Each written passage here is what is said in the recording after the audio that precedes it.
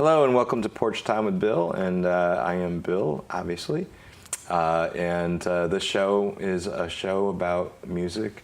It's a show that I have a good fortune to have some very talented musical friends. And this episode, friend for probably 10 years or so, roughly, Gale B. Gardinir. Gale, welcome.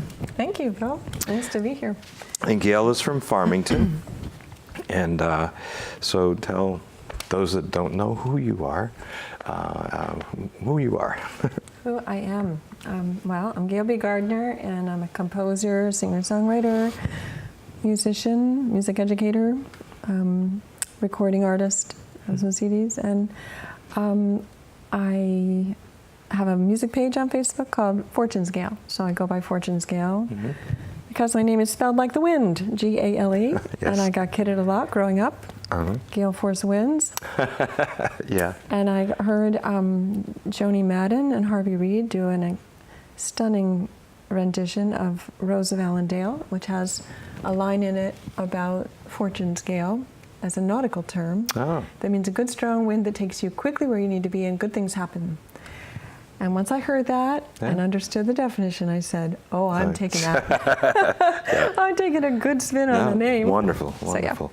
So, and you have a lot of music out right now, right? How many CDs or albums or whatever have you produced over the years? I have four. Yeah, all of them are still available in some form. Yeah, 3 of them are up on cdbaby.com. With Gale B. Gardinir as the artist, and you can get to all 3 of them. Yeah. An EP, Forever and Always, and then Timeless Love, which is a full length, and the latest one is called Welcome Home, and that's full length plus 3 extras. Oh, okay. So, and I did one from way back at Peaberry's Cafe in Simsbury. Friends there wanted me to produce a little sort of stories that go along with the songs CD, because I'd been on WWUH there, and they gave me the CD of the entire interview with all the songs and the stories with the songs. So I worked with Duncan Bacchus in Manchester, and we edited it down. And nice. So it has a couple songs that I don't have on any other CD. Very nice. That people still like. Thanks. Excellent. The show goes by very quickly, so I'd like you to just get right into playing music. Okay. So, all right. Have at it.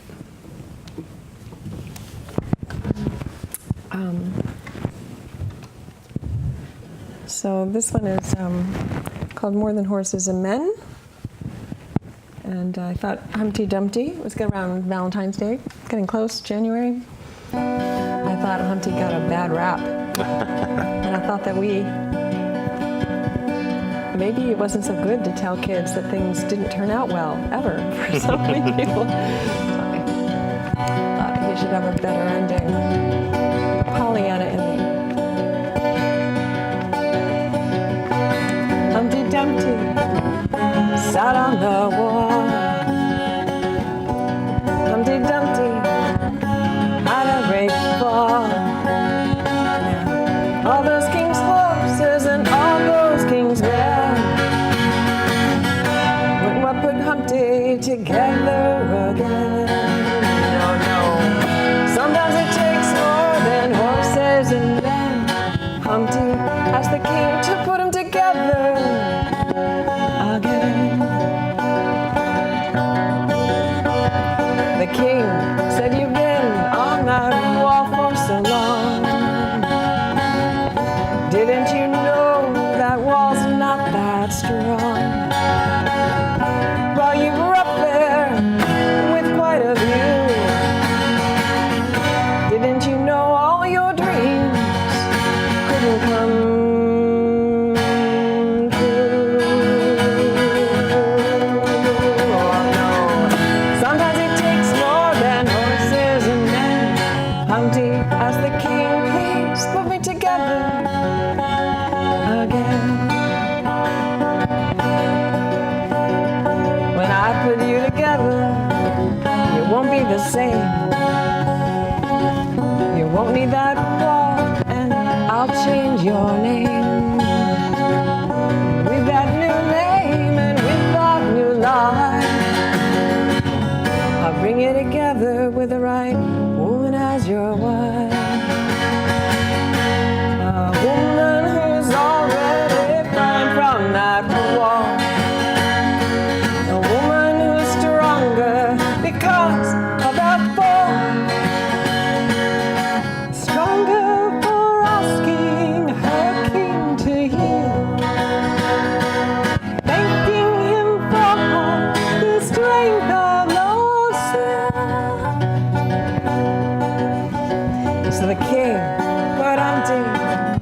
together quite strong, and guided into that woman for whom he longed.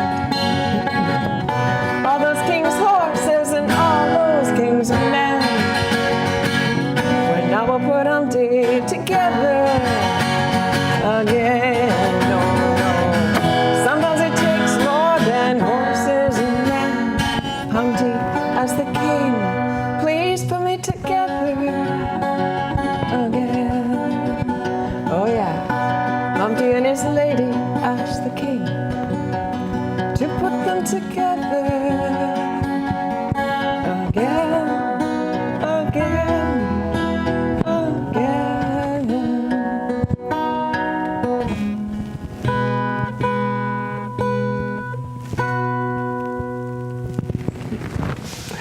Now, where do you get your inspiration from? Where does a song like that come from?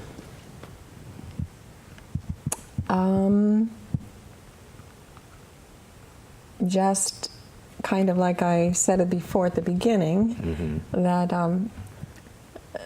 near Valentine's Day and Humpty, I don't know why Humpty came to my mind, although since then I've realized that there are a number of musicians who have used Humpty in songs. Oh, really? And, well, yeah, Amy Mann has a Humpty Dumpty song. Okay. So very, very different than mine, as you can imagine. But Right.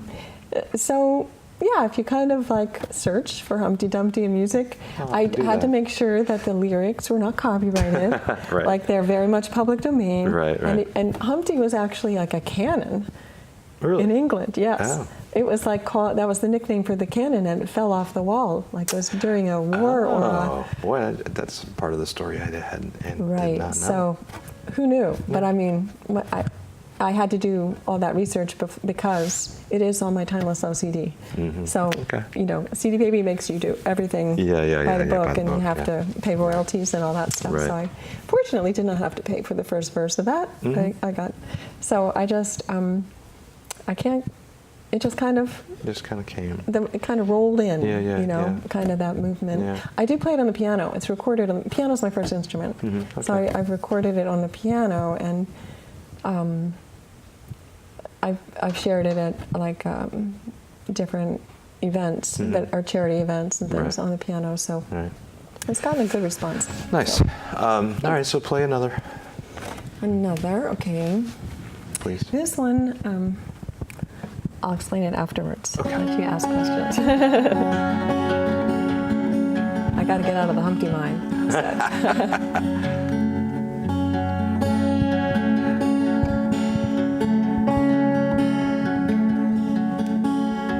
Some things are better than words. Some things are better felt than heard. Some things you so fine, the rest are more than a lifetime.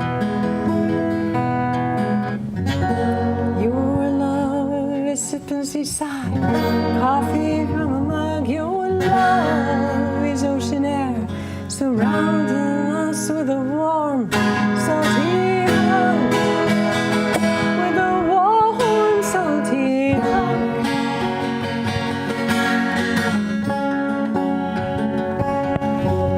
When I was cold, you warmed me up.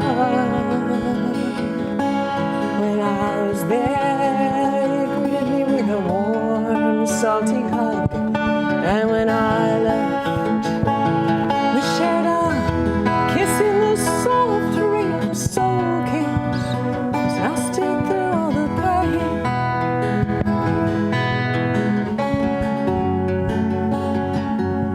When you were tired, I let you sleep. When you were burdened, I massaged your feet. And when you were sick,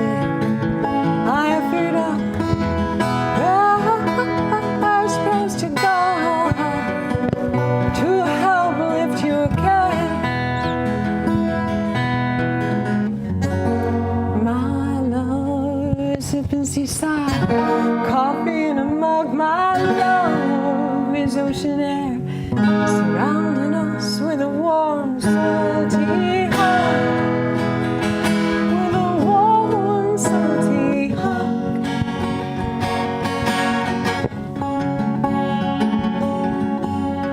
Some say I'll let you slip away.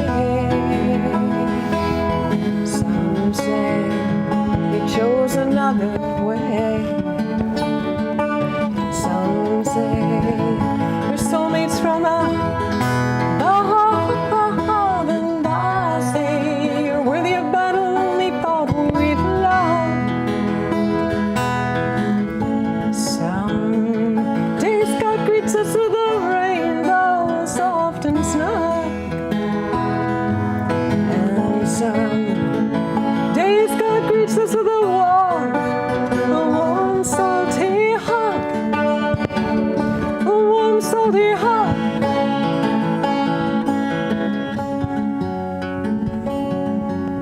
Some things are better than words. Some things are better felt than heard. And some things feel so fine, you know, will last more than a lifetime. Our love is sipping seaside coffee in a mug. Our love is ocean air surrounding us with a warm, salty hug. With a warm, salty hug.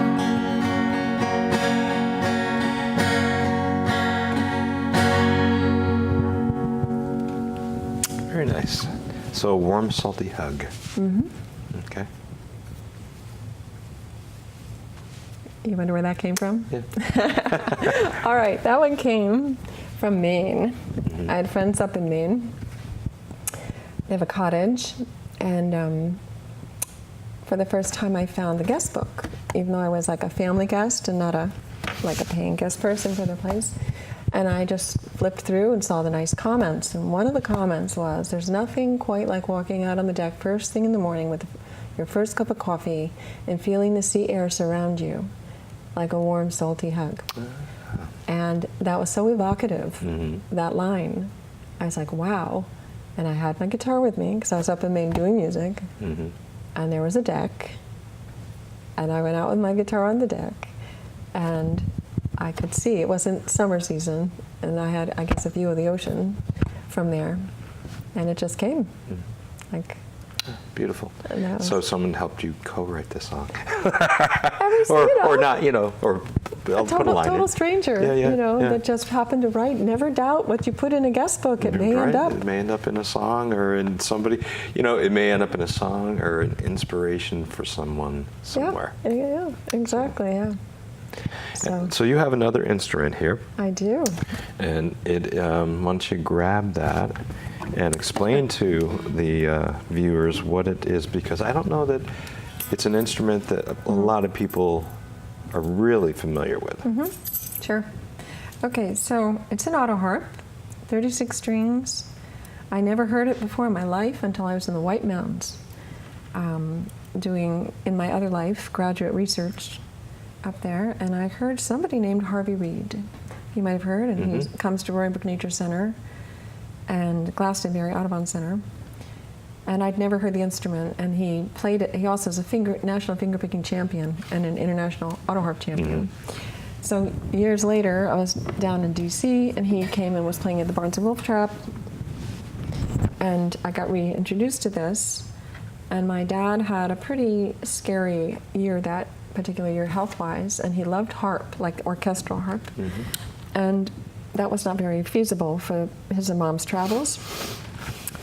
So I thought, oh, I could get him the auto harp and Mom could play for him. He's pretty tone deaf, but hey, you can play Farajaka with one chord button. So I got him that for Father's Day. And anyway, my brother sent me one from California from an estate sale, and Harvey gave me all the details on how to restore it, and I played it out at It's Only Natural in Middletown, and I was immediately invited to the Dulcimer Folk Association concert, and I played a solo set on the auto. So it was kind of, it chose me. The instrument chose me. Nice. He was not well enough to go to the. Harvey was running a workshop at excuse me, Davis and Elkins College, and he. It was a week long, and I was down in D.C. for a fellowship, and I said, "Well, somebody has to learn how to play this if my parents are going to learn." So, is it okay if I take a drink? Yeah, absolutely. So, yeah, so that was. I learned it. I taught my mom. The first thing Dad wanted to hear on it was, "You are connected, so be careful." Oh, that's right. How great thou art. I'm sorry. Gosh, this is going to be a little tricky. No worries. I'm so sorry. You can make a way around. Thank you. We're just hanging out on the porch. Okay. All right. Now that I have these picks on. Yeah. That's easier. Okay. So,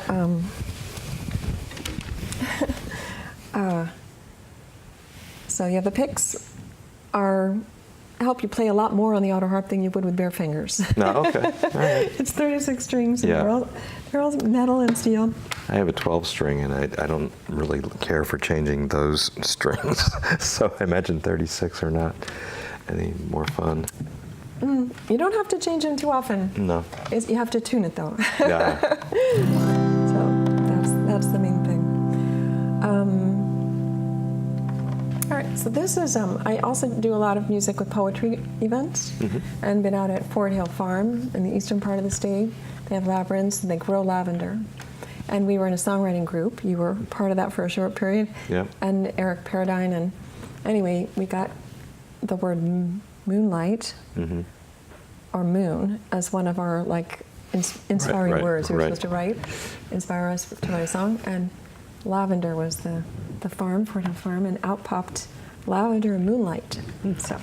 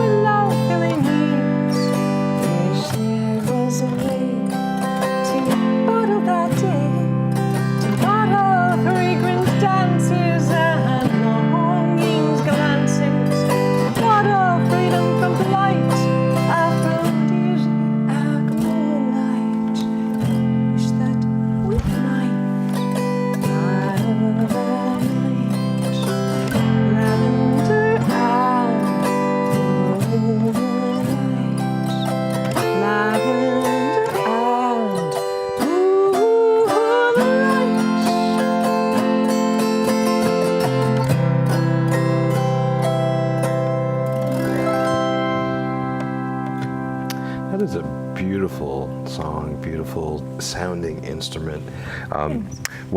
Sometime when we have more time, I'd love you to explain how all of that works, and it was very interesting to me, and it's a beautiful instrument. Okay. But unfortunately, on our porch, we run out of time quickly because, well, we're having fun. Mm-hmm. I'm having fun. Mm-hmm. So we have time for one more song, so you can decide which instrument to play. Right. And Gale, thanks for coming on. Okay, well, I am going to take my picks off to shake your hand. All right. And then I'll go back to the guitar because, the other song is a fun older song, and Eric plays it with me in the Ballad of King Philip and Puss in Boots. But I think this next one, I've done a lot of slower songs, mm-hmm. and so I think it would be better. Yeah, if I remember correctly, you had a song about a cat. Yeah, Puss in Boots, that was the cat, yeah. It was funny and fun. Yes. But I already did. Humpty Dumpty. So yeah. Not too much fun and crazy songs. Well, this one is, I like to listen to a lot of bluegrass. Mm-hmm. Could I just tune this? Because absolutely. This is actually Harvey Reid's 12-string. Oh, really? Yeah. It's, and the one thing he did say about it is, if you really like your audience, I think Laura McKenna said that actually. You like them enough, you want to tune in the middle of a set, which is not what most people want to do. But no, but you don't want to. You don't want to play a song out of tune either. Yeah, that one little G string, the two G strings. Oh, let's see.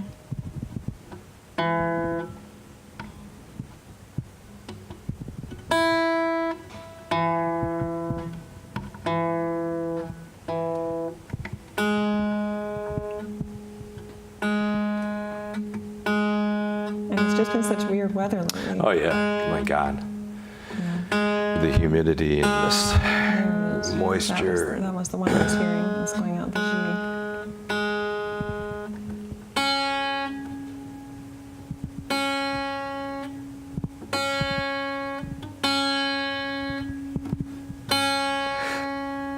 There.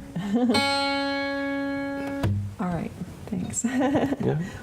All right, just because. So what's the name of the song? Here. It's called Honey, I'm Home. Honey, I'm Home. So I think that's a good one to end there we go. On the porch. Gale B. Gardinir. Thanks for Gale.